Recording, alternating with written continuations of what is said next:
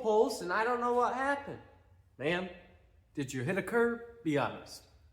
For real though, we see a lot of alignments out, we see a lot of tire balancing out, we see a lot of problems as mechanics, as repair shops, because some mechanics, especially tire shops and most of the places where you would get your alignment are, I don't want to call them low tier because not everybody is, but they're like the less experienced tier mechanics, because that's the work that they do. They're not doing the engine work, they're not doing the transmission work, they're not doing the advanced work that requires them to get that knowledge. They're doing the simplistic alignments, the simple suspension work, and sometimes that stuff's hard, you know, like it is physically hard and sometimes even mentally straining, but it's still like the lower level of mechanics, so it gets dogged on a lot. But beside the point, we see a lot of problems come from tire shops where they've stacked wheel weights on top of each other, it's causing bad balancing because they're chasing a bent rim, chasing an unbalanced wheel, chasing something around, so they just keep putting weights on it until it finally evens out. You see that, you see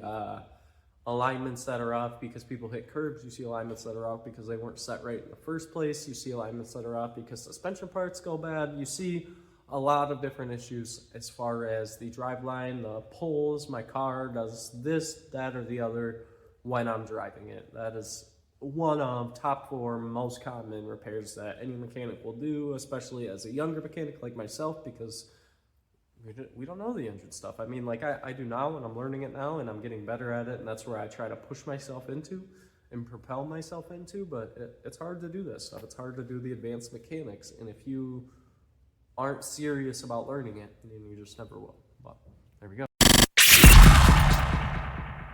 All right, now we're into the big 3, top 3. Number 3 is misfires and tune-ups by far. You see spark plugs and ignition coils come through a shop all day long trying to fix misfires.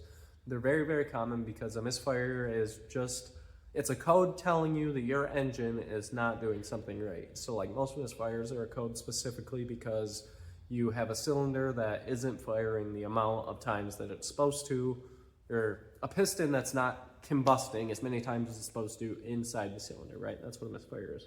But there's a lot of times, and on the newer vehicles, you'll get like a PO300 code, which is a very generic misfire code, and it's not like what's happening is a misfire, but it's not caused by something there. It's caused by an exhaust problem. It's caused by an ignition problem. It's caused by a fuel problem. You know, it's caused by something else, even though that is what's happening.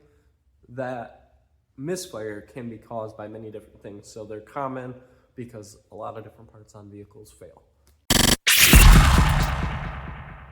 2 is going to be a sound that everybody's ever heard. It's that did-it sound when you're hitting tiny bumps or you're swerving your wheel back and forth really quick. That's going to be front end suspension noises. Typically it's your sway bar links, it's your sway bar bushings, a tie rod, a ball joint, you know, something in the front end that's gone bad. Sometimes it's your shocks, sometimes it's your struts, but suspension noises when you're going over bumps, when you're turning, when you're driving, you know, something that is not right when you're doing it, whether it's a wheel bearing, whether it's like the growl from a wheel bearing, whether it's the spring noise from the top plate on the strut, whether it's the da-da-da sound from links. Tie rods and ball joints have the same type of sound, but they're a lot deeper in noise. So like a ball joint is gonna sound similar to a link, but it's gonna happen less than a link, and a tie rod is gonna sound deeper than a link and happen similar if not a little bit less than a link makes the noise.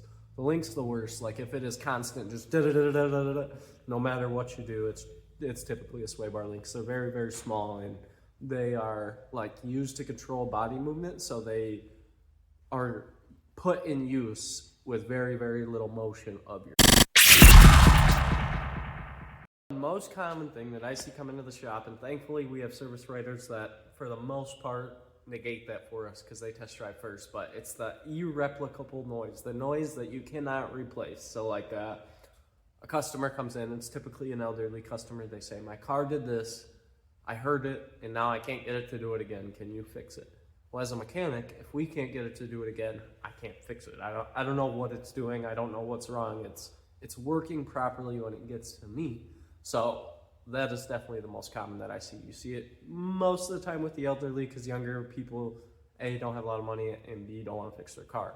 But it happens a lot more than you would ever think that it happens, or very dumb issues that a customer should not have brought it to a mechanic and paid us for because they could have handled it themselves. And I always feel bad for those customers because I can't tell them that, we're a business, we got to make money.